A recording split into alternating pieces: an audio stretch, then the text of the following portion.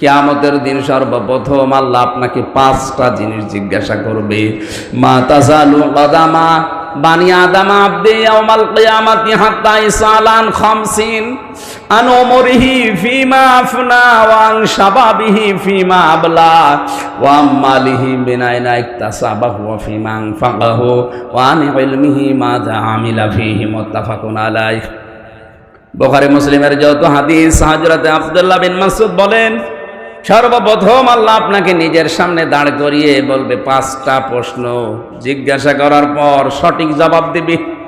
যদি দিতে না পারিস সামনেও যেতে পারবি না, পেছনে যেতে পারবি না, জায়গায় দাঁড়িয়ে থাকবি। 1 নাম্বারে আন উমরিহি ফিমা আফনা, তোর একটা জীবন দিয়েছিলাম কি করে কাটালি বল। ও কক্সবাজারবাসী, পুরা জীবন না, আমার তো মাঝে মাঝে একা থাকলে এই পয়েন্টটা যখন মনে হয়, আল্লাহ পাক যদি বলে আমির হামজা তোরা 2024 সালের জানুয়ারি মাসের 31 তারিখ পর্যন্ত মাফ করে দিলাম, শুধু ফেব্রুয়ারির 1 থেকে 28, এই 28টা দিনের হিসাব দিয়ে জান্নাতে যাক। আমার তো এই 28 দিনের হিসাব দেওয়া সম্ভব না। আপনারা পারবেন না? আপনারা পারবেন।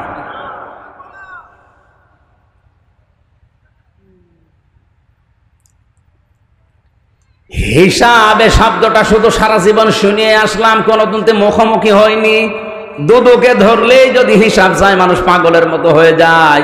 তাও তো দুদুকের হিসাবে এদিক ওদিকে ফাঁক ফোকর আছে, উল্টাপাল্টা করা যায়।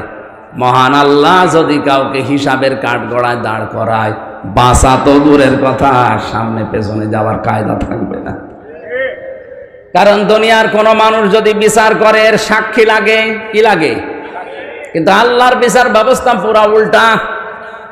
আল্লাহ পাক বলেন, ইয়ারাফুল মুজরিমুনা বিসিমাহুম ফায়ুখাযু বিন-নাওয়াসি ওয়াল আকদাম ফাবিআইয়ি আলাই রাব্বিকুমা তুকাযযিবান।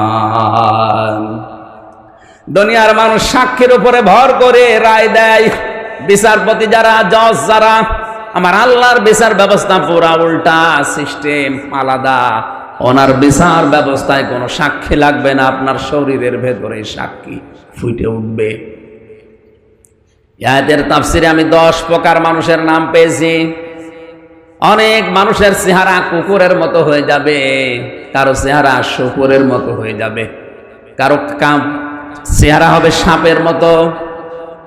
যে সেই ধরনের অপরাধ দুনিয়ায় করতো, তার চেহারার ভেতরে ওইটা ভেসে উঠবে। কিয়ামতে কোটি কোটি মানুষেরা দেখে বুঝবে দুনিয়ায় এই কাজে লিপ্ত ছিল।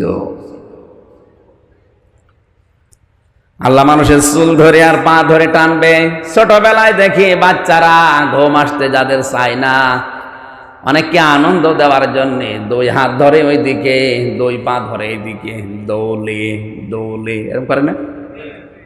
কিয়ামতে ফেরেশতারা চুল ধরবে একদিকে, পা ধরবে আর একদিকে, দোলে দোলে এক দোলে দেবে জাহান্নামে। বাংলার মুসলমানেরা একটু খেয়াল করেন, কিয়ামতে তাহলে সর্বপ্রথম আপনাকে আল্লাহ ডাক দিচ্ছেন একা।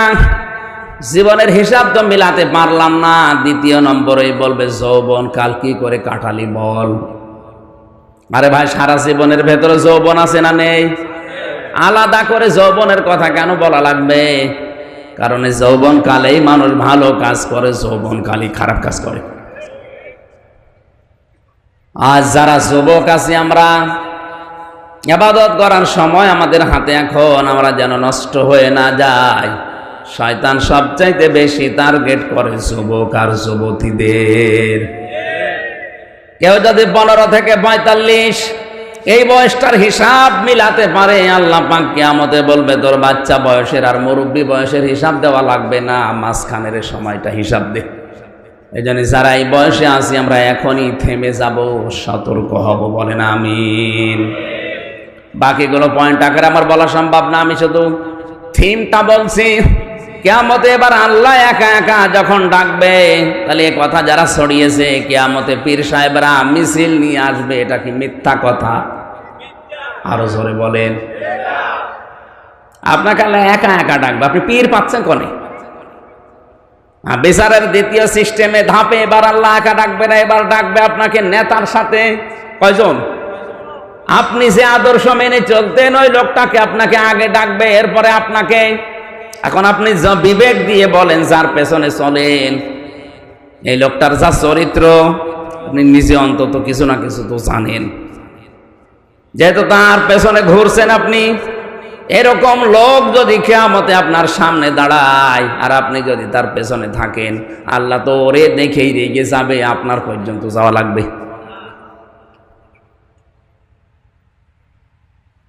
এজন্য আমি আশা করছি, কোরআন সামনে নিয়ে বলছি, আমরা সবাই এখন থেকে যদি দরুদ পড়লেই কবুল হয়ে যায়, আশা করি আমাদের সাইয়েদিনা ঠিক করা দরকার আছে না নেই? আমরা কিনা যারাই দরুদ পড়েছি, আল্লাহুম্মা সাল্লি আলা মুহাম্মাদ ওয়া আলা আলি সাইয়্যিদিনা বলা হয়। প্রথম নাম্বার কি? এই শব্দটা কেন প্রথমে আনলেন? কত সুন্দর সুন্দর শব্দ দুনিয়ায় আছে, ওই সমস্ত শব্দগুলো না নিয়ে সাইয়্যিদিনা, সাইয়্যিদ মানে নেতা, এই শব্দ দিয়ে আল্লাহ পড়া কোরআনে কারিম একটা সূরা নাজিল করেছেন, নাম ইয়াসিন। ইয়া মানে হে, সিন মানে সাইয়্যিদ। আল্লাহর ঘোষণা দেওয়া একমাত্র দুনিয়ার নেতা মুহাম্মদুর রাসূলুল্লাহ। এই জন্য আল্লাহ তাকে ইয়াসিন, হে নেতা। আল্লাহর মুখ দিয়ে একটা মানুষের নামে নেতা শব্দ বের হয়েছে, তিনি আমাদেরও নেতা মুহাম্মদুর রাসূলুল্লাহ। এখানে একটা সূক্ষ্ম পয়েন্ট বলছে, আলেম যারা আছেন খেয়াল করেন। এ পৃথিবীতে আমরা অনেকে যারা ওযু করি, মনে করি যে ওযু করলেই নামাজ হবে না। ওযু করলে 7টা কারণ আছে ওযু ভেঙে যায়। ওযু করার পরে যদি ওই 7 কারণের যে কোনো একটা কারণ আপনার ভেতরে দেখা যায়, ওই ওযু আর থাকবে? কথা বলেন না কেন? ওই ওযু দিয়ে নামাজ পড়লে নামাজ হবে? নামাজ পড়তে গিয়ে যদি কেউ 19টা কারণ পাওয়া যায়, ওই 19টা কারণের একটা পাওয়া গেল আপনার নামাজ আর নামাজ হবে না, নামাজ ভেঙে যাবে। আমার এই পর্যন্ত কথা বুঝেছেন কিনা? পৃথিবীর যে কোনো ইবাদতে যে আমল করি, আমরা কাজ করি, আমল মানে কাজ, কাজ করলেও কাজ ভেঙে যায়, নষ্ট হয়ে যায় 2টা কারণে। আপনার আমল ব্যর্থ হয়ে যাবে, নষ্ট হয়ে যাবে, এটা করে দেবেন আল্লাহ। সূরা মুহাম্মদের 1 নাম্বার আয়াতে আছে, আল্লাযীনা কাফারু ওয়া সাদ্দু আন সাবিলিল্লাহি আযাল্লা আমালাহুম। যারা কুফরি করেছে আর যারা আল্লাহর পথে মানুষকে চলতে বাধা দিয়েছে, এই মানুষগুলোর আমল আল্লাহ নিজে নষ্ট করে দিয়েছে। তাহলে একটা একটা করে যত নিয়ম দেখবেন, রোজা ভাঙার কারণ আছে, হজ ভেঙে যাওয়ার কারণ আছে, যাকাত নষ্ট হয়ে যাওয়ার কারণ আছে। পৃথিবীর যত ইবাদত আছে, প্রত্যেকটা ইবাদত ভেঙে যায়, নষ্ট হয়ে যায়, কিছু কিছু কারণ আছে না নেই? আছে। আপনি যেটা নিয়ে জান্নাতে যাবেন বলে আশা করে আছেন, আপনার ঈমান, ঈমানও কিন্তু 10 কারণে ভেঙে যায়। কয় কারণে?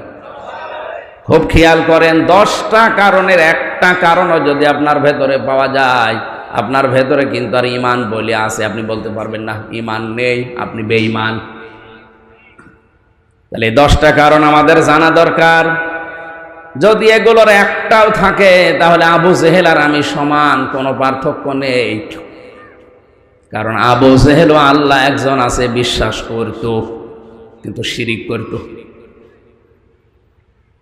বদরের ময়দানে যাবার আগে কাবার গিলাফ ধরে বলেছে, কাবার মালিক তুমি আসো, আমি জানি মুহাম্মদের বিরুদ্ধে বদরে যাচ্ছি, সত্যের পক্ষে যে আছে তাকে তুমি বিজয় দিও।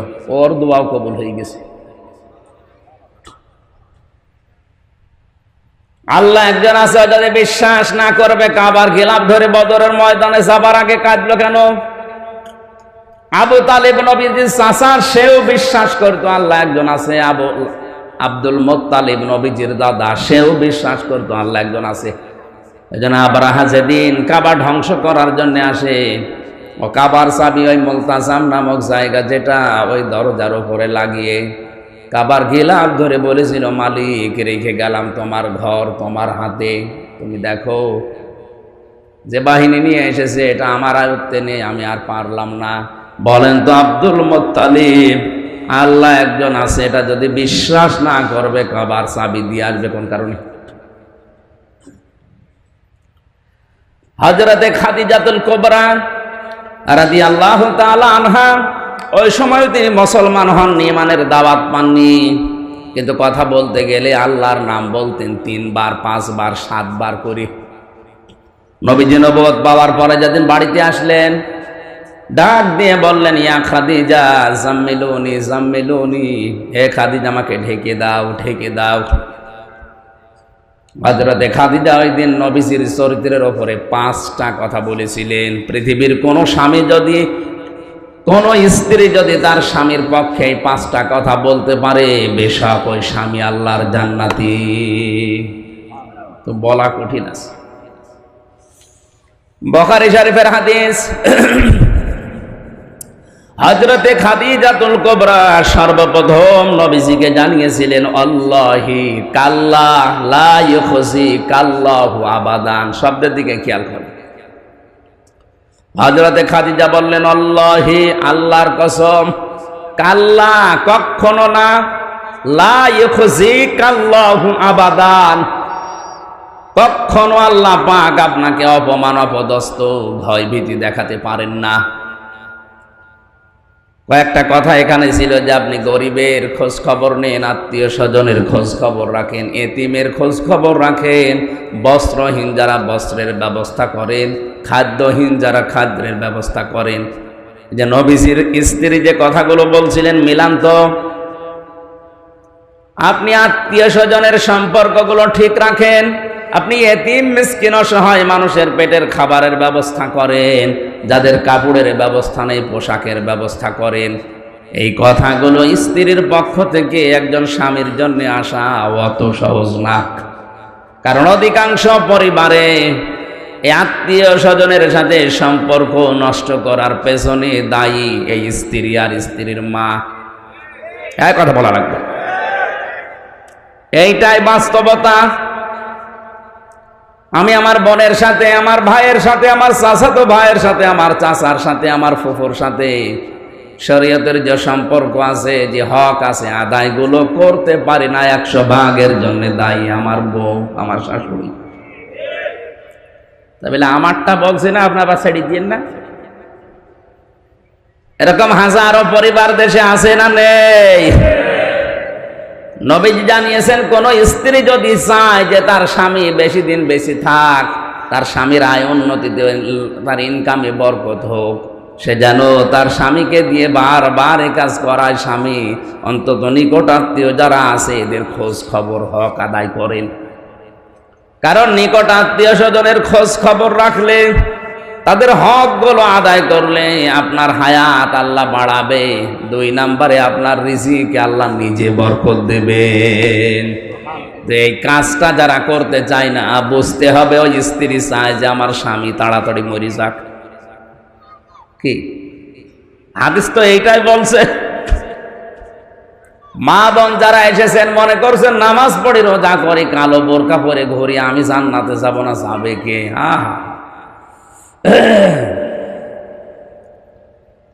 2 জন মানুষকে এই পৃথিবীতে বড় বড় 2টা পুরস্কারের ঘোষণা আমরা জানি। হযরতে খাদিজাতুল কুবরাকে আল্লাহ সালাম দিয়েছেন জীবিত অবস্থায়, আর হযরতে আসিয়াকে আল্লাহ জিন্দা অবস্থায় জান্নাতে ঘর দেখিয়েছেন। এই 2 জন মহিলার পুরা জীবন আমি পড়ে পেয়েছি, 2 জনেই আল্লাহর পুরস্কার পেয়েছেন। একজন সালাম আর একজন ঘর, 2টা পুরস্কার পেয়েছেন স্বামী ভক্তি করার কারণে। হযরতে খাদিজাতুল কুবরা রাদিয়াল্লাহু তাআলা আনহা তখনও পর্যন্ত ঈমানের দাওয়াত পাননি। নবীজি কেবল নবুয়ত পেয়ে বাড়িতে এসেছেন, এখনো বলেননি যে খাদিজা লা ইলাহা ইল্লাল্লাহ বলো, বলেননি। তিনি বলেছিলেন শুধু আমারে ঢেকে দাও, আমি ভয় পেয়েছি। খাদিজার প্রথম বাক্যের ভেতরে আল্লাহর নাম ছিল কয়বার? 3 বার। আল্লাহি কাল্লা লা ইউখজিকাল্লাহু আবাদান, কখনোই নয়। আল্লাহর কসম, আপনাকে আল্লাহ অপমান অপদস্থ করতে পারে না। অথচ খাদিজা তখনও মুসলমান হননি। আল্লাহ একজন আছে, যদি বিশ্বাসী না করবে, এতবার আল্লাহর নাম আসছে কোন কায়দায়? আপনি মনে করছেন আমি কালেমা পড়ে বসে আছি, আমার ঈমান আছে। না, তিনটা শর্ত যদি না মানতে পারে তার ঈমানের দাম নেই। আর ঈমান যে কখন ভেঙে গেছে আপনি টেরও তো পাননি। কয়টা কারণে ওযু ভেঙে যায়, নামাজ ভেঙে যায়? কয়টা কারণে? হ্যাঁ, আমল ভেঙে যায়, নষ্ট হয়ে যায় কয় কারণে? 2 কারণে। কয় কারণে? ঈমান ভেঙে যায় 10 কারণে। তার আমি গুরুত্বপূর্ণ পয়েন্টটা বলছি, কারণ এই শব্দের সাথে রিলেটেড। 4 নাম্বার কারণ হচ্ছে, পৃথিবীতে যারা বিশ্ব নবীকে নেতা মানে না, অন্য কাউকে নেতা মানে, তার ঈমান ভেঙে যায়। দলিল সূরা ইয়াসিন। ইয়া মানে হে, সিন মানে সাজ্জেদ। তাফসিরে কাবীর মুফাসসির লিখেছেন সিন শব্দের অর্থ 5টা। সিন মানে সাজ্জেদুল আলামিন, সিন মানে সাজ্জেদুল বাশার, সিন মানে সাজ্জেদুল কাওনাইন, সিন মানে সাজ্জেদুল আম্বিয়া, সিন মানে সাজ্জেদুল মুরসালিন। এর দ্বিতীয় নম্বরে কি ছিল? সাজ্জেদুল বাশার। সাজ্জেদুল বাশার মানে মানুষ। বলেন বলেন, মানুষ হিসাবে কেউ যদি দাবি করে আর রাসূলুল্লাহকে নেতা না মানে, ও মানুষ নেই এই আয়াত অনুযায়ী, ও অন্য কিছু। আমি কি আরো একটু নিচে নামবো? হ্যাঁ, নামবো কোথায়? এরপরও যদি না বোঝার ভান করে থাকেন, আমার কিছু করার নেই। আপনার ঈমান আছে না গেছে আপনি বা টের পান। এটা আমি এখানে নোট করে নিয়ে এসেছি। 10 কারণে মানুষের ঈমান ভেঙে যায়, ঈমান আর থাকে না। ওই ঈমান নিয়ে আপনি জান্নাতে যেতে পারবেন না। সব হাদিস থেকে আর তাফসীর থেকে তোলা। 1 নাম্বার, যারা শিরিক করে, এর দলিল আছে সূরা জুমারের 65 নাম্বার আয়াতে। লম্বা করে বলতে গেলে আয়াত শেষ হবে না, এই জন্য বলছি না। 2 নাম্বারে যারা কুফরি করে, সূরা বাকারার 38 নাম্বার 39 নাম্বার আয়াতের মাঝে আছে। 3 নাম্বারে যারা নেফাক করে, মুনাফিকি করে। এখানে পয়েন্ট আকারে দিয়েছে, সব ধর্মকে যারা সমান মনে করে এদের ঈমান নষ্ট হয়ে গেছে। আর বাংলাদেশে এখন এইটা বেশি। আপনি মনে করছেন 96% মুসলমান, কে বলেছে? এদেশে তো এখন জরিপ অনুযায়ী 15% মুসলমান নেই। কারণ এই 10টা পয়েন্ট আমি মিলিয়ে দেখেছি। 100 জনের মাত্র 15 জন বিশ্ব নবীকে আদর্শ হিসাবে মানে, আর বাকি 85 জন আছে তা নাই। আমার ভাষা বোঝা যায়? 4 নাম্বারে, এই যে 4 নাম্বারটাই বলছিলাম, বিশ্ব নবী ছাড়া অন্য কারো আদর্শকে যারা মেনে নিয়েছে তাদের ঈমান ভেঙে গেছে। কারণ আল্লাহর ঘোষণা দেওয়া নেতা এই পৃথিবীতে কয়জন? আরো জোরে কেন বলেন তো? আমি আগে 10টা শেষ করি নাকি? আপনারা আছেন তো নাকি? 5 নাম্বারে, আল্লাহর বিধানকে যার ভালো লাগে না, এটার দলিল হচ্ছে সূরা মুহাম্মদের 9 নাম্বার আয়াতে আছে। 6 নাম্বারে, যারা দ্বীনের কোন বিধানকে কটাক্ষ করে, উপহাস করে, এটাও দিন দিন বেড়ে যাচ্ছে। গত 2-3 দিন আগে চলছে ইনশাআল্লাহ, আলহামদুলিল্লাহ, সুবহানাল্লাহ কেন বলা লাগবে, এই নিয়ে টক শো হচ্ছে। এটিএন বাংলার দায়িত্বে যারা আছেন, ইসলাম বিরোধী কোনো কথা প্রচার করবেন না, তাহলে বাংলাদেশের জনগণ এটিএন বাংলাকে প্রত্যাখ্যান করবে। আপনার এই কথা যারা বলেছে তাকে আগে জনতার সামনে মাপ চাইতে বলেন। কারণ ইনশাআল্লাহ এ শব্দ আল্লাহ নিজে দিয়েছেন কোরআনে। এই কথা বলেন না, বিশ্ব নবী একবার ইনশাআল্লাহ বলেন। এই জন্য 12 দিন ওহী বন্ধ ছিল। নবীজির মতো মানুষকে আল্লাহ 12 দিন পর্যন্ত অপেক্ষা করিয়েছেন যে ইনশাআল্লাহ কেন বললেন না। আর যারা ইনশাআল্লাহর বিরুদ্ধে, আলহামদুলিল্লাহ, সুবহানাল্লাহ, মাশাআল্লাহ এই শব্দগুলোর বিরুদ্ধে, বুঝতে হবে এরা সরাসরি আল্লাহর বিরুদ্ধে। এই জানোয়ারগুলো মারা গেলে এদের কোনো জানাজা দেশে হবে না। কারণ যারা আল্লাহর সাথে দুশমনি করে এরা কাফের, এরা মুশরিক। এই কথা বলেন, কোন কাফেরের জানাজা জায়েজ আছে? কোন মুশরিকের? নবীজি নিজের আপন চাচা আবু তালিবের জানাজার নামাজ পড়াতে গিয়েছেন, কবরে দোয়া করেছিলেন, আল্লাহ ফেরত দিয়েছেন, হাত নামান। কার জন্য দোয়া করেন? সূরা তাওবার 113 নম্বর আয়াত দলিল, মা কানা লিন্নাবিয়্যি ওয়াল্লাযীনা আমানু আইয়াস্তাগফিরু লিল মুশরিকিন। আল্লাহ পাক বলেন, হে নবী, কার জন্য হাত তুলেছেন আপনি হাত নামান। এটা আপনার চাচা আমি জানি, কিন্তু লোকটা মুশরিক। লোকটা কি?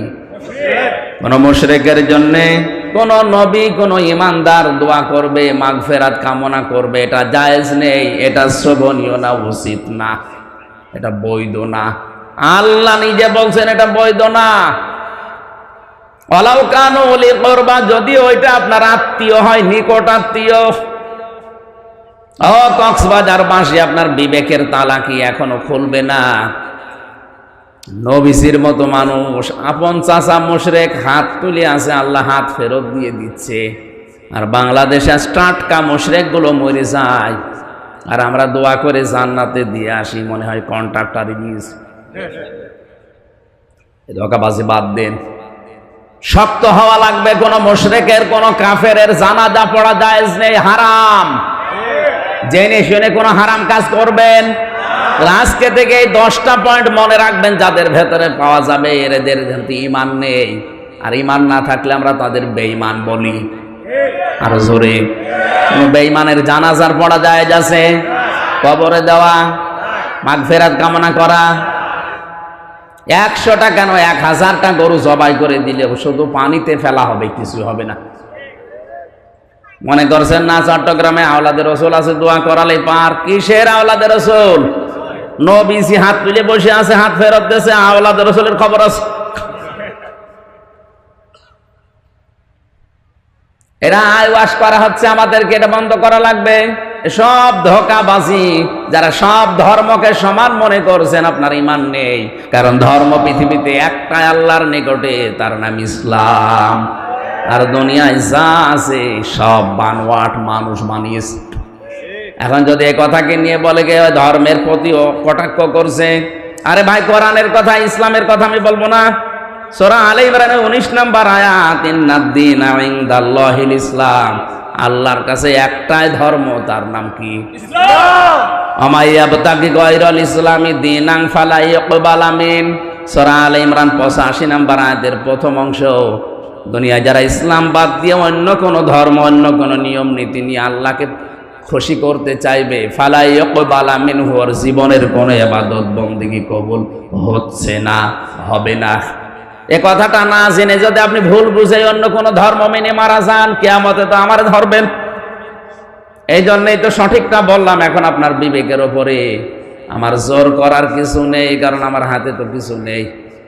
লাস্তা আলাইহিম বিমুসাইতির, হে নবী, আপনাকে দারোগা পুলিশ করে পাঠায়নি যে পিটিয়ে মানুষ হেদায়েত করা লাগবে, দরকার নেই। সঠিকটা তুলে ধরেন, যার ইচ্ছা হয় সে মানবে, যার ইচ্ছা হয় সে না মানুক, আমি তো আছি। ইন্না আ'তাদনা লিয-যালিমিনা নারা, জালেমদের জন্য আমি আল্লাহ আগুন তৈরি করে রেখেছি। জোরে বলেন নাউজুবিল্লাহ। কক্সবাজারবাসী একটু খেয়াল করেন তো, আমার তো মনে হচ্ছে পয়েন্টগুলো পড়ার পরে বাস্তবতার সাথে মিলিয়ে কত মানুষের যে ঈমান চলে গেছে, ও নিজেও টের পায়নি এখনো। মনে করছেন না আমি ছোটবেলায় আগা কেটে রেখেছি, এটা তো ছাগলও কেটা, ছাগল মুসলমান। ওইটা কেটে দিলে যদি আপনি মুসলমান ভাবেন, তাহলে ছাগলকেও আজকাল মুসলমান ভাবা লাগবে। এই কথা বলছেন না কেন? 6-7 নম্বরে যারা জাদু করে, 8 নম্বরে যারা মুসলমানদের বিরুদ্ধে ষড়যন্ত্র করে, এটা তো দেশে নেই। 9 নম্বরে কাউকে যারা ইসলামের ঊর্ধ্বে মনে করে, আজ ধর্মীয় বিষয় হোক, জেনারেল বিষয় হোক, দেখেন অনেকে একেবারে ইসলামের উপরে তুলে ফেলেছে। আরে ভাই, আপনার তার ঈমানই নেই।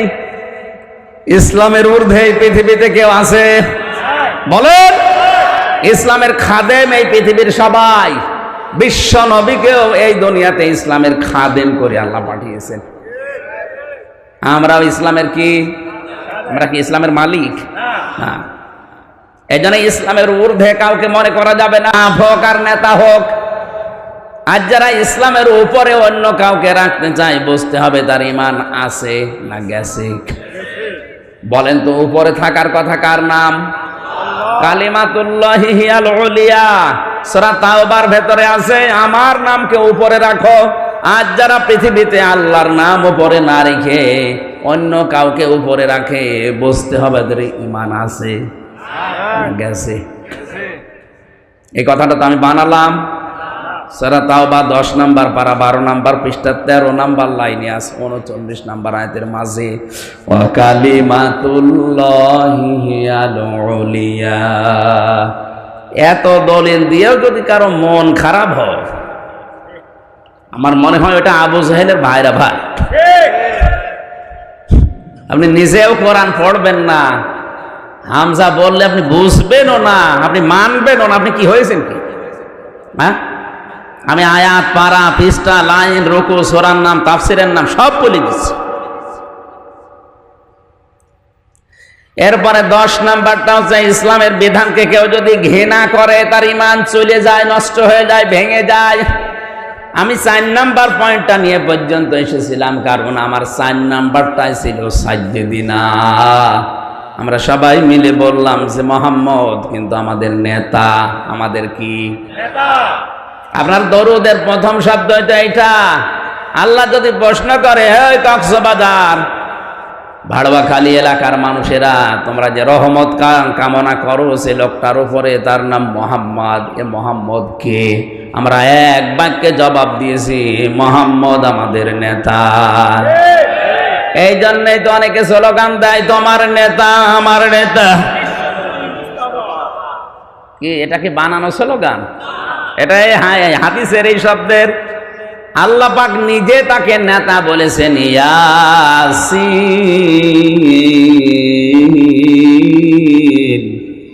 ওয়াল কুরআনিল হাকীম। বিজ্ঞানময় কোরআনের কসম, হে নেতা, শুধু বাংলাদেশের না, সিনেমানে সাজ্জেদুল আলামিন, যত জগৎ আছে আল্লাহর, সব জগতের জন্য আপনাকে আমি নেতা বানিয়েছি, আদর্শ বানিয়েছি। এখন যদি বলেন অন্যান্য জগতে কি আল্লাহর? হ্যাঁ, ইয়াতানাজ্জালুল আমরু বাইনাহুন্না, অন্যান্য জগতেও আল্লাহর সৃষ্টি আছে, সেখানেও বিধিবিধান নাজিল হচ্ছে। সেখানকার জন্য আমাদের এই নবী মুহাম্মদুর রাসূলুল্লাহ একমাত্র নেতা।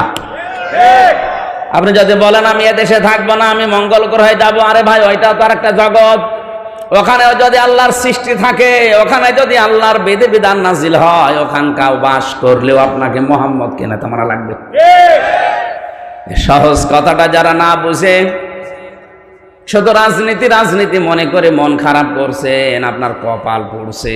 আমি আপনাকে বাঁচানোর জন্য বললাম, কারণ আপনার দরুদ কবুল হচ্ছে না। এজন্য সাইয়েদিনা ঠিক করেন। সূরা বানী ইসরাইল 15 নম্বর পারা 8 নম্বর পৃষ্ঠা 3 নম্বর লাইনের 71 নম্বর আয়াতের প্রথম অংশে আছে। এটা তাফসিরে ফি জিলালিল কোরআনে পাবেন। আল্লাহ পাক বলেন, ইয়াউমা নাদউ কুল্লা উনাসিম বিইমামিহিম। কিয়ামতের দিন প্রতিটি মানুষকে আমি আল্লাহ ডাকবো তার নেতার সাথে। কার সাথে? চট্টগ্রামবাসী একটু বিবেক খাটান। কিয়ামতে আপনাকে আল্লাহ কিন্তু দ্বিতীয় পয়েন্টে, প্রথম পয়েন্টে না, প্রথম ভাগে কাউকে নেতার সাথে না, একা একা ডাক দেবে। কুল্লুহুম আতিহি ইয়াউমাল কিয়ামাতি ফারদা। কিয়ামতের সর্বপ্রথম যে বিচারের সিস্টেম হবে, প্রথমে আল্লাহ মানুষকে ডাকবে স্রেফ একা একা। কয়জন করে বলেন? আজ যারা বাংলাদেশে কোন পীর যেন ছড়িয়েছে, কিয়ামতে আমার দাদা যান, আমার বাবা যান, জাহাজ নিয়ে আসবে, লক্ষ লক্ষ মুরিদ স্লোগান দিতে দিতে আসবে। এটা পুরা মিথ্যা কথা। কিসের স্লোগান? একা একা আসা লাগবে। আর ওই কথা বিশ্বাস করে অনেকেই পাগল, যার অসুবিধা নেই, খালি পেছনে স্লোগান দেব।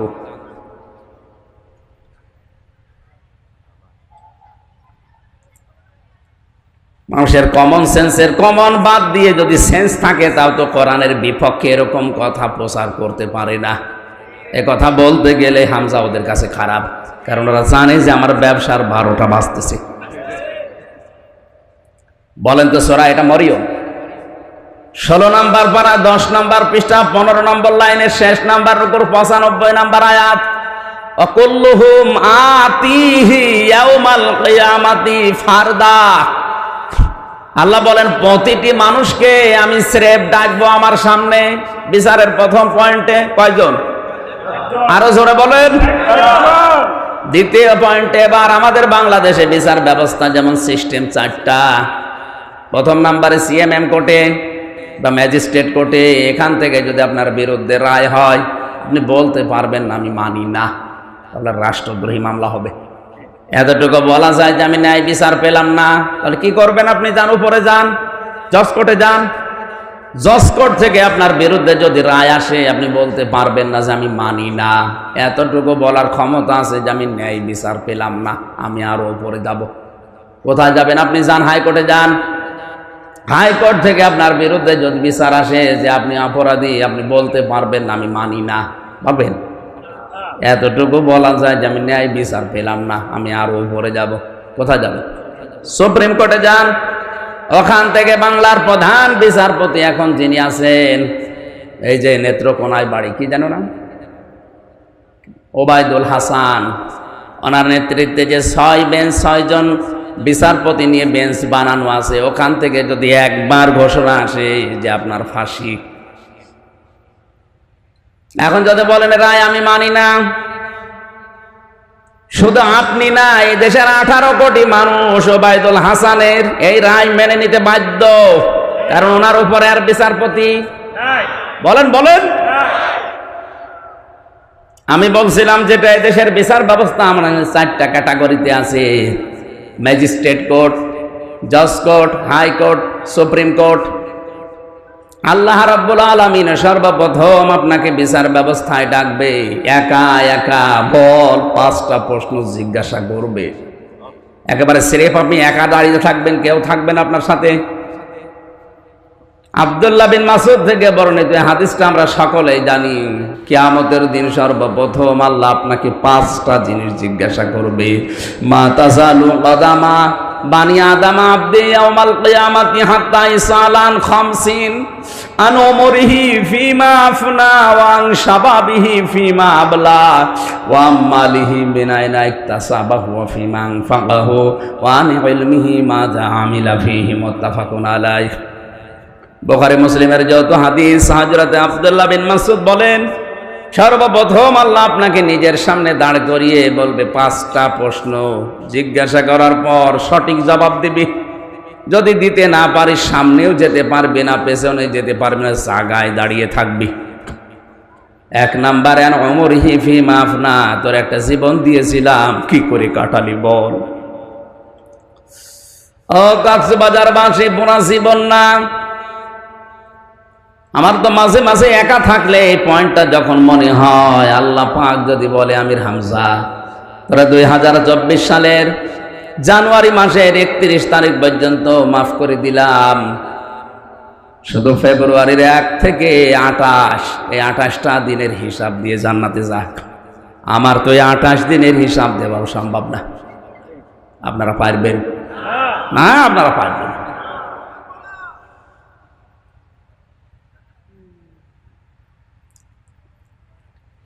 হিসাবে শব্দটা শুধু সারা জীবন শুনিয়ে আসলাম, কোনোদিন মুখোমুখি হয়নি। দুদুকে ধরলেই যদি হিসাব চায় মানুষ পাগলের মতো হয়ে যায়। তাও তো দুদুকের হিসাবে এদিক ওদিকে ফাঁক ফোকর আছে, উল্টাপাল্টা করা যায়। মহান আল্লাহ যদি কাউকে হিসাবের কাঠগড়ায় দাঁড় করায়, বাঁচা তো দূরের কথা, সামনে পেছনে যাওয়ার কায়দা থাকবে না। কারণ দুনিয়ার কোনো মানুষ যদি বিচার করে এর সাক্ষী লাগে, কি লাগে? কিন্তু আল্লাহর বিচার ব্যবস্থা পুরা উল্টা। আল্লাহ পাক বলেন, ইয়ারাফুল মুজরিমুনা বিসিমাহুম ফায়ুখাযু বিন নাওয়াসি ওয়াল আকদাম ফাবিআইয়ি আলাই রাব্বিকুমা তুকাদ্দিবান। দুনিয়ার মানুষ সাক্ষীর উপরে ভর করে রায় দেয়।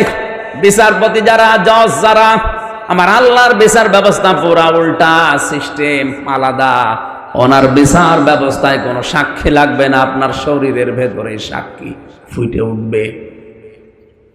আয়াতের তাফসিরে আমি 10 প্রকার মানুষের নাম পেয়েছি। অনেক মানুষের চেহারা কুকুরের মতো হয়ে যাবে, কারো চেহারা শুকুরের মতো হয়ে যাবে, কারো চেহারা হবে সাপের মতো। যে সেই ধরনের অপরাধ দুনিয়ায় করতো তার চেহারার ভেতরে ওইটা ভেসে উঠবে। কিয়ামতে কোটি কোটি মানুষেরা দেখে বুঝবে দুনিয়ায় এই কাজে লিপ্ত ছিল। আল্লাহ মানুষের চুল ধরে আর পা ধরে টানবে। ছোটবেলায় দেখি বাচ্চারা ঘুম আসতে যাদের চায় না, অনেককে আনন্দ দেওয়ার জন্য 2 হাত ধরে ওইদিকে, 2 পা ধরে এইদিকে, দৌলে দৌলে এরকম করে না? কিয়ামতে ফেরেশতারা চুল ধরবে একদিকে, পা ধরবে আর একদিকে, দৌলে দৌলে এক দৌলে দেবে জাহান্নামে। বাংলার মুসলমানেরা একটু খেয়াল করেন, কিয়ামতে তাহলে সর্বপ্রথম আপনাকে আল্লাহ ডাক দিচ্ছেন একা। জীবনের হিসাব তো মিলাতে পারলাম না, 2 নম্বরেই বলবে যৌবন কাল কি করে কাটালি বল। আরে ভাই, সারা জীবনের ভেতরে যৌবন আছে না নেই? আলাদা করে যৌবনের কথা কেন বলা লাগবে? কারণ এই যৌবন কালেই মানুষ ভালো কাজ করে, যৌবন কালেই খারাপ কাজ করে। আজ যারা যুবক আছি আমরা, ইবাদত করার সময় আমাদের হাতে এখন, আমরা যেন নষ্ট হয়ে না যায়। শয়তান সবচাইতে বেশি টার্গেট করে যুবক আর যুবতীদের। কেউ যদি 15 থেকে 45 এই বয়সটার হিসাব মিলাতে পারে, আল্লাহ পাক কিয়ামতে বলবে তোর বাচ্চা বয়সের আর মুরব্বী বয়সের হিসাব দেওয়া লাগবে না, মাঝখানের সময়টা হিসাব দে। এই জন্য যারা এই বয়সে আছি আমরা এখনই থেমে যাব, সতর্ক হব। বলেন আমিন। বাকিগুলো পয়েন্ট আকারে আমার বলা সম্ভব না, আমি শুধু থিমটা বলছি। কিয়ামতে এবার আল্লাহ একা একা যখন ডাকবে, তাহলে এ কথা যারা ছড়িয়েছে কিয়ামতে পীর সাহেবরা মিছিল নিয়ে আসবে, এটা কি মিথ্যা কথা? আরো জোরে বলেন। আপনাকে আল্লাহ একা একা ডাকবে, আপনি পীর পাচ্ছেন কোনে? বিচারের দ্বিতীয় সিস্টেমে ধাপে এবার আল্লাহ একা ডাকবে না, এবার ডাকবে আপনাকে নেতার সাথে। কয়জন? আপনি যে আদর্শ মেনে চলতেন ওই লোকটাকে আপনাকে আগে ডাকবে, এরপরে আপনাকে। এখন আপনি বিবেক দিয়ে বলেন, যার পেছনে চলেন এই লোকটার যা চরিত্র, আপনি নিজে অন্তত কিছু না কিছু তো জানেন, যেহেতু তার পেছনে ঘুরছেন আপনি। এরকম লোক যদি কিয়ামতে আপনার সামনে দাঁড়ায় আর আপনি যদি তার পেছনে থাকেন, আল্লাহ তো ওরে দেখেই রেগে যাবে, আপনার পর্যন্ত যাওয়া লাগবে। এজন্য আমি আশা করছি, কোরআন সামনে নিয়ে বলছি, আমরা সবাই এখন থেকে যদি দরুদ পড়লেই কবুল হয়ে যায়, আশা করি আমাদের সাইয়েদিনা ঠিক করা দরকার আছে না নেই? দ্বিতীয় শব্দ তো আরো কঠিন। দ্বিতীয় শব্দ কি? না না, এখানে কি আপনি ঘুমাচ্ছেন? কথা তো বলছে আপনাকে। দ্বিতীয় শব্দ কি? দরুদের দ্বিতীয় শব্দ কি? মাওলানা। মাওলানা মানে আমির হামজা কি? মাওলানা মানে আমাদের অভিভাবক, পথ প্রদর্শক, গাইডলাইন দাতা। উনি যেভাবে গাইডলাইন দিয়েছেন, যেভাবে দেখিয়েছেন, ঠিক ওইভাবে করে আমি জীবন চালাবো। তাকে বাদ দিয়ে অন্য কোন নিয়ম নীতি যত সুন্দর হোক ওটা আমি মানি না। আজ বাংলাদেশে দুর্গা পূজা আর পাথর পূজা চলছে বেশি। হাতে হাতে কত মানুষ পাথরের আংটি দিয়ে মনে করছে সব এর ভেতরে আছে। লক্ষ লক্ষ টাকা খরচ করে পাথর কিনে হাতে মাজায় বেঁধে রেখেছে। অথচ হযরতে ওমর বলেন, কাবার পাথর আমি নবীকে দেখেছি তোমাকে চুমা দিচ্ছে, এই কারণে তোমারে আমি চুমা দেই। যদি আমি দেখতাম যে নবী তোমাকে চুমা দেয়নি, আমিও তোমাকে চুমা দিতাম না।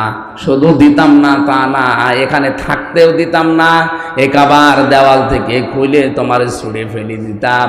কারণ আমি জানি তুমি আমার ভালো করতে পারো না, মন্দ করতে পারো না। এর নাম ঈমান। আর আমরা কাবার পাথর না, লিটন দেওয়ান চিশতির পাথরে পাগল হয়ে গেছে। কি পাগল মানুষের, আর এরা বলে শিক্ষিত মানুষ বলে। ঢাকার প্রান্ত পথে কোটি কোটি টাকার ব্যবসা করছে শুধু ওই পাথর বিক্রি করে, অথচ ওর ভেতরে কোনো ক্ষমতা নেই। কেউ যদি বিশ্বাস করার ক্ষমতা আছে, সে কাফের।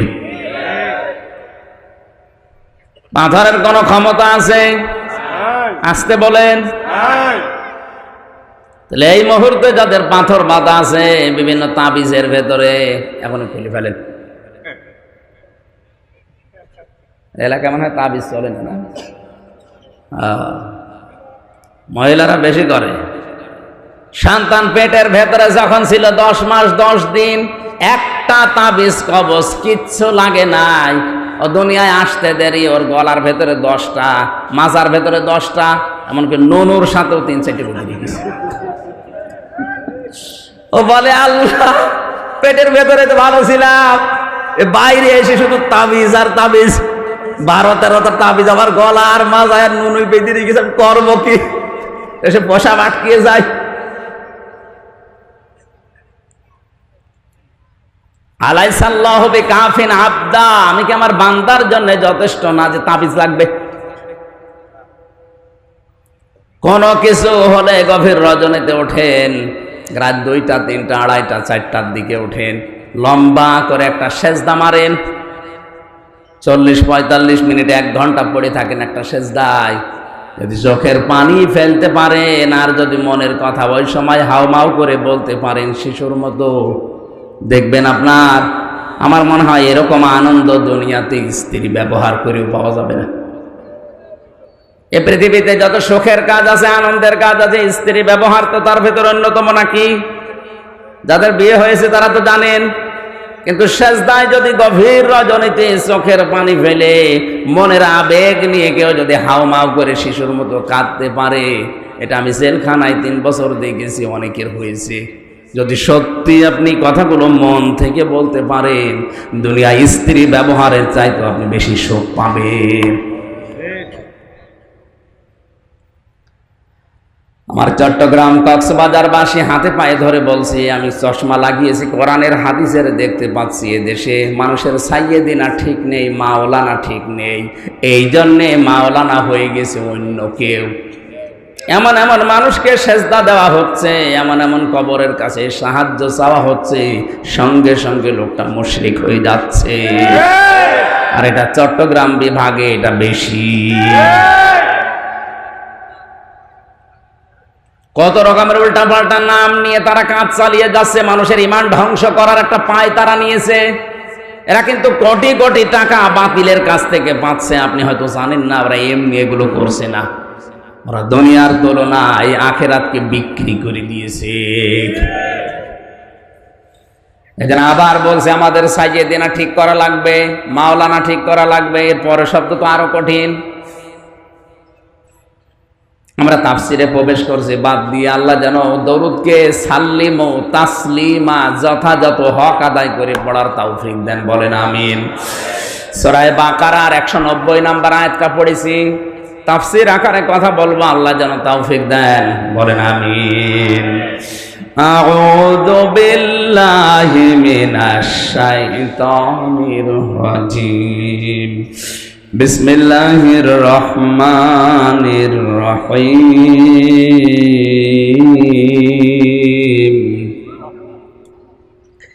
وقاتلوا في سبيل الله الذين يقاتلونكم ولا تعتدوا إن الله لا يحب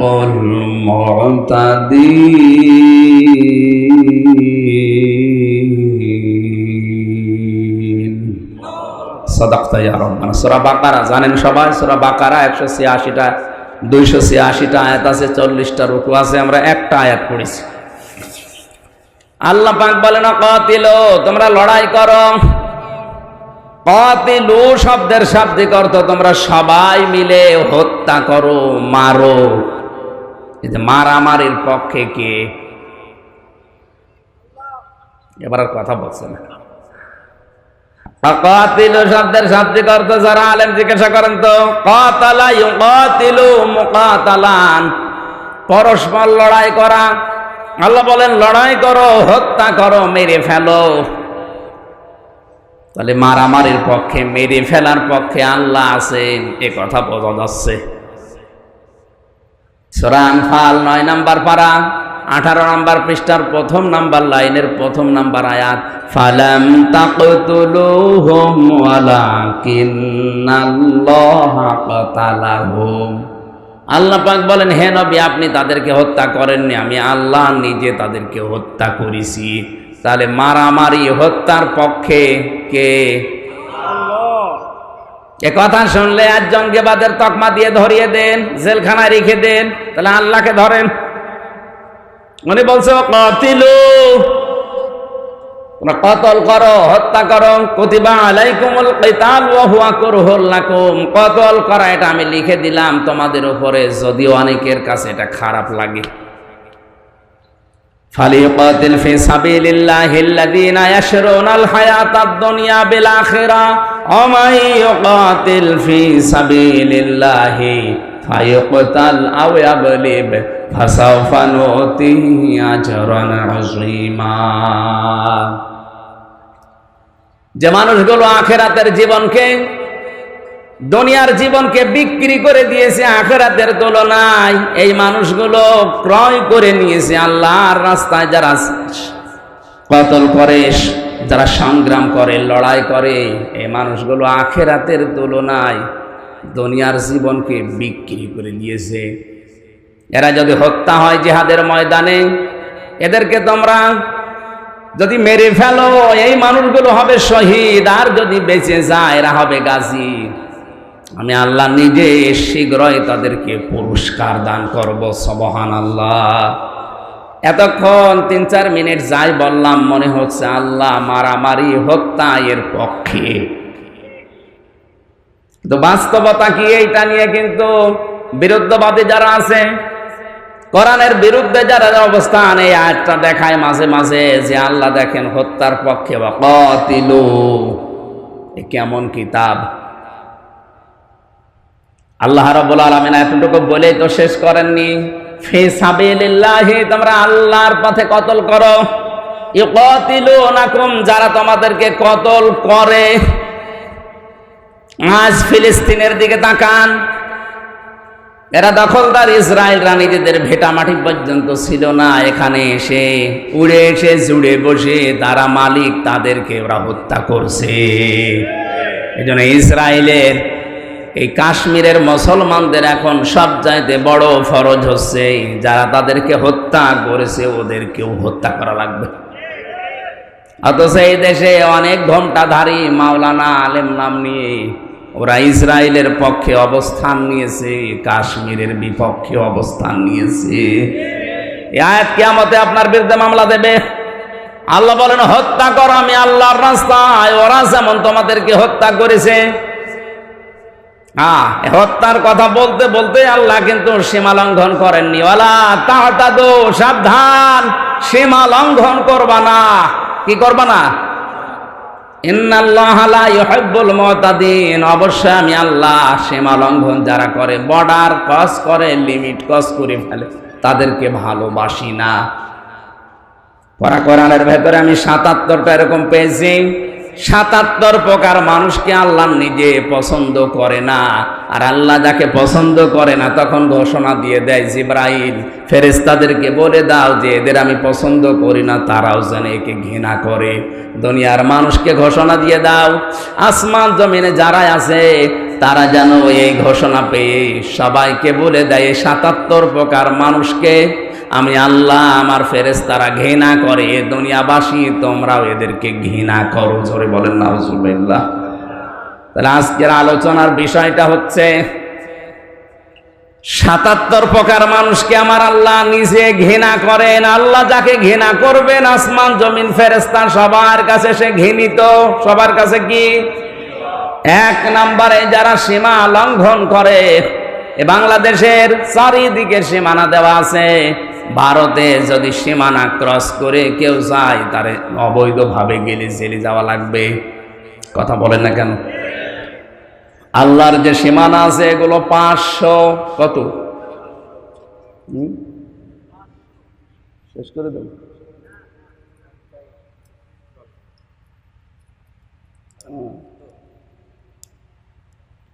আমার তো মনে নেই, ভালো চালিয়ে যাচ্ছে না। আর একটা আছে বলছে অনুষ্ঠান, আর একটা নেওয়া আছে, ওইটা যে ওঠা লাগবে এখন। আমি তো কেবল শুরু করছিলাম, আর মনে হয় এখন বলা ঠিক হবে না। হ্যাঁ, 77 প্রকার বলতে হলে এখনো 2 ঘন্টা লাগবে। একটা দুইটা প্রত্যেকটার পেছনে কোরআন আর হাদিসের দলিল লিখেছি আমি। আমার মনে হয় সব বলতে গেলে সম্ভব না, আমি কয়েকটা বলছি। আল্লাহ সীমা লঙ্ঘন করে, এখন এই একটা খালি পয়েন্ট বলে গেলে হবে, এর উদাহরণ দেওয়া লাগবে, মেলানো লাগবে বাস্তবতার সাথে। বাংলাদেশে যে কয়টা বর্ডার আছে, একটা বর্ডার পার হয়ে যদি কেউ অবৈধভাবে যায় ভারতে, ওরা কি স্বাভাবিকভাবে রাখবে না জেলখানায় দেবে? এটা যেমন বোঝেন, আল্লাহরও এরকম বর্ডার আছে 500। কত? এই 500 আয়াতে আল্লাহ কোরআনে দিয়েছেন। এই বর্ডারগুলো যদি কেউ ক্রস করে তাকেও আল্লাহ জেলখানায় দেবে, তার নাম জাহান্নাম। আমরা এগুলো ভালোভাবে শুনিয়ে বুঝে যদি যেতে পারতাম, তাহলে আল্লাহর এই নিষিদ্ধ ঘৃণিত এই বান্দাদের থেকে দূরে থাকতে পারতাম। আমরা আজকে শেষ করে দিচ্ছি, 1 ঘন্টা 10 মিনিট হয়ে গেছে। আগামীতে নিয়ে আসলে একটা করে মাহফিল নেন ভাই, আমি আর পারছি না। এমনি জেলে থেকে শরীর একদম শেষ হয়ে গেছে, এরপরে আবার যদি 3টা 4টা করে করা লাগে, আমি তো মরে যাব। যে গরু দিয়ে চাষ করে খাবে না, গরু যদি মরে যায় তাহলে আর কি হবে? আগামীতে নিয়ে আসেন, আপনাদের সভাপতি আছে, ওনারা কথা বলুক। আমার ওখানে যে আবার হয়তো এখন ওঠা লাগবে, আর সময় নেই, ঘন্টাখানেক সময় আছে, ওই জন্য যেতে লাগবে। যেই তো ওঠা যায় না, কিছু নাস্তা পানি করে চা মা খেয়ে উঠবো, দোয়া চাই মোনাজাত করবো। আল্লাহুম্মা আমিন।